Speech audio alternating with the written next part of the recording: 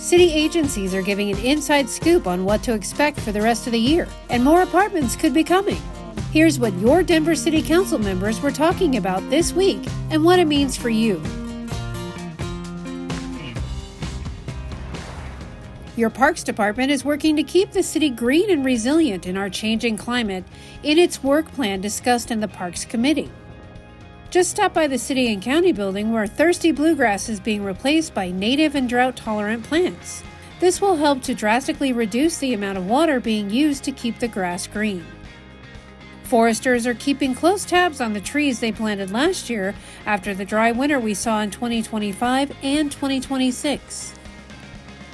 Are putting a lot of emphasis, especially with the drought, on supporting the trees that were just established that are going to be very intolerant to decreasing amounts of precipitation and water. And so how are we augmenting that with a watering plan to make sure that those trees survive and thrive, but also making sure that throughout, as we're making decisions about how to conserve that water in a drought, how are we making sure that we're doing it in a way that supports our existing canopy.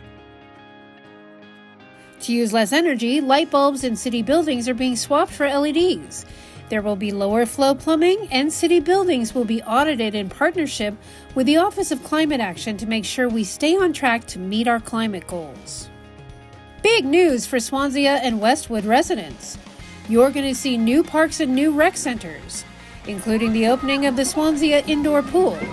And keep an eye out for community engagement events for the Westwood Rec Center, which is currently under construction and is eyeing a summer of 2027 grand opening. Looking to the future, the Parks Department is going to initiate all 17 bond projects, and the Civic Center and Skyline Parks projects are already underway. There are over 290 parks in Denver. Where do you like to play? Let us know in the comments.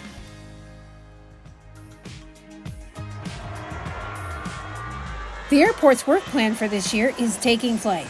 Here's what they'll be up to. The 10th busiest airport in the world is still growing. The new Great Hall project is under construction.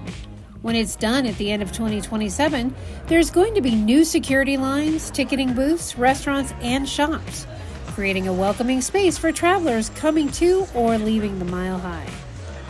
Concourses are expanding so more flights can take place. Plans are starting now for 11 new gates and significant terminal expansions, giving you more places to pick up your bags and get through security. The new design will also add new concourses on both the east and west side of the terminal, allowing you to walk to gates instead of taking the train. We will build this in phases, and we do not want to build a Concourse D. Right now we have A, B, C. We don't want to build a Concourse D. We want a walkable. The other concourses will be walkable, thus lessening the burden on the train. The underground trains will be getting upgraded too. Over the next few years, outdated components will be replaced, and there's going to be new train cars for more reliability. By the end of the year, officials from the airport are going to propose some new clean energy options to power the transit hub, including solar, battery storage, and even nuclear.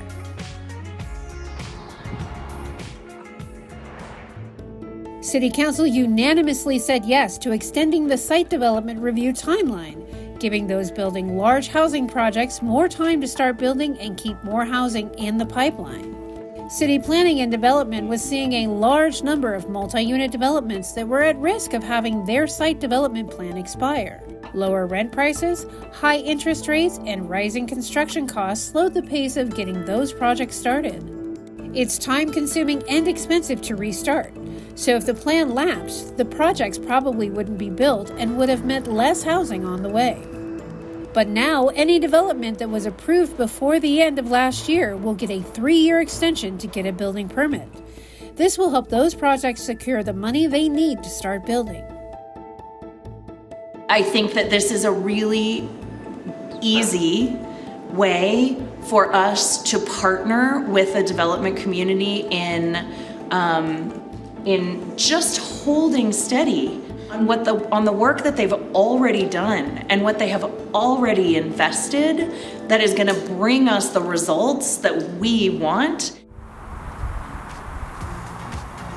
Thanks for joining us on The Gavel. Check back every Friday for more information about what's happening in Denver. If you want to get engaged in what's happening, City Council meets every Monday at 3:30 and committees meet Tuesday and Wednesday. Sign up for the newsletter and stay up to date. Council and committees meet at the City and County Building. You can also watch live on Zoom or Denver TV. Log on to denvertv.com or find the app in your app store. And don't forget to follow us on our socials for the latest on what's happening in your city.